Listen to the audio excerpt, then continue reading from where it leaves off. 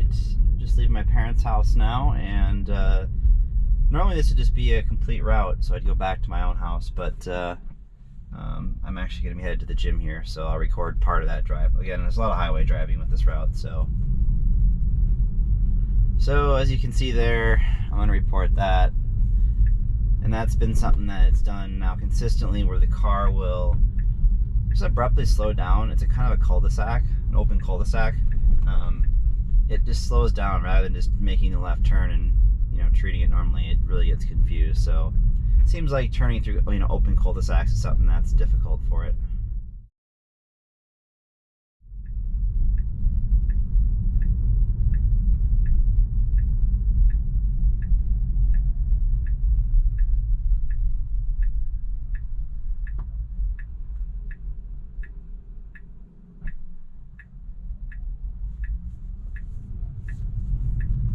Alright, so initial feedback there, I mean, we weren't that close to that car that was coming towards us, but the car just was, I guess, you know, just too passive, right? It was too, it was inconfident enough turning left there. So the developers are probably going to hate me for submitting this many snapshots, but, you know, obviously I like to see a different, you know, result there where the car, I'm fine with it approaching the intersections more slowly, but the actual turn itself. So I'm taking over here. The car was inching out, and this lane of traffic to my left here, you know, has the right of way, so it was green for them. So they're doing about 40 miles an hour, so had I not done that, we would have been in the middle of the intersection, and that truck would have had to unnecessarily stop. So unfortunately, there's another snapshot taken.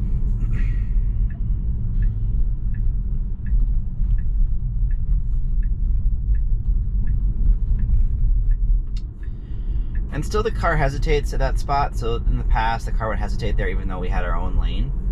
It's honestly a common mistake that, you know, human drivers make there all the time, but one that's frustrating nonetheless when the car makes it. So I don't think it slowed that much this time, but that's probably because there's cars in front of us and it's just following them. So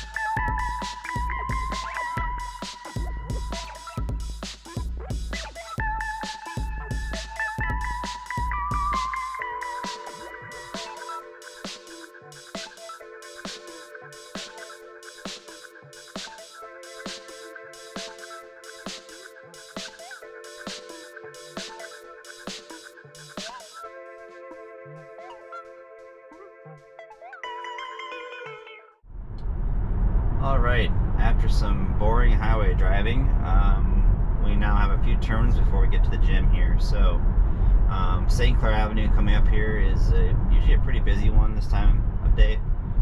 We're just approaching the start of rush hour, or kind of at the beginning of it anyways. So there's a lot of traffic that comes down the hill from our right and then coming up our hill from our left. So, you know, honestly, 10.2 and 10.3 did an okay job at this intersection, but, you know, between cars approaching from our right, it looks like there isn't any right now at this immediate piece before you approach the intersection, but people are kind of going too wide here, so we'll see if the car plays game here, plays ball. Yeah, so it's not being a good steward of the lanes again, so there's no markings, but it's one of those things where, again, the car should align itself. It's making a left turn, align itself to the left curb, not the center of the road. So I took over there manually. I'll be reporting that, but I'm more concerned about how it actually does this corner. Let's see here.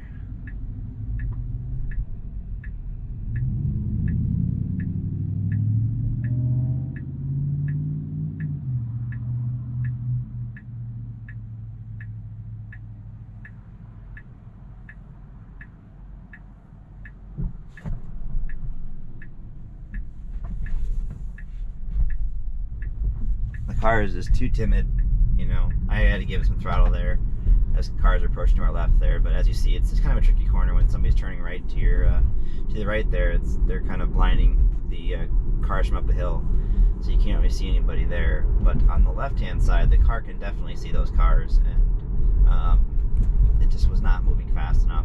So I know it was supposed to be an improvement in this build. I'm not seeing it yet. The car is still just too timid.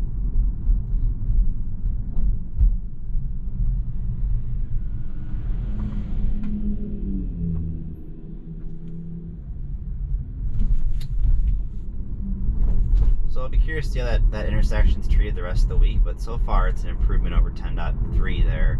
10.3 the car would stop and it would inch into the middle of the intersection and really just take its time. Unless there are cars at the intersection, then it would be fine, but it looks like 10.4, you know, went through it, came to a complete stop, and then proceeded. Not a lot of waiting, so that was cool. And this is our final turn before we get to the gym here. Again, this intersection is really busy. This is turning on West 7th Street here.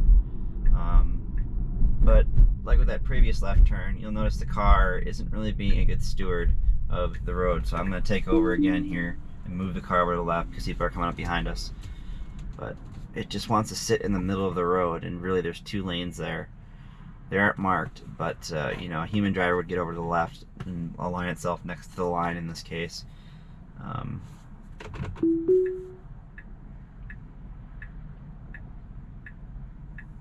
But yeah, it's something that I've noticed, you know, and if they're gonna, if we're ever able to get to, you know, level 3, full level 3 and whatnot, they need to be better stewards of the driving space. So aligning itself one side of the road or the other is something they're gonna have to add at some point in the future. So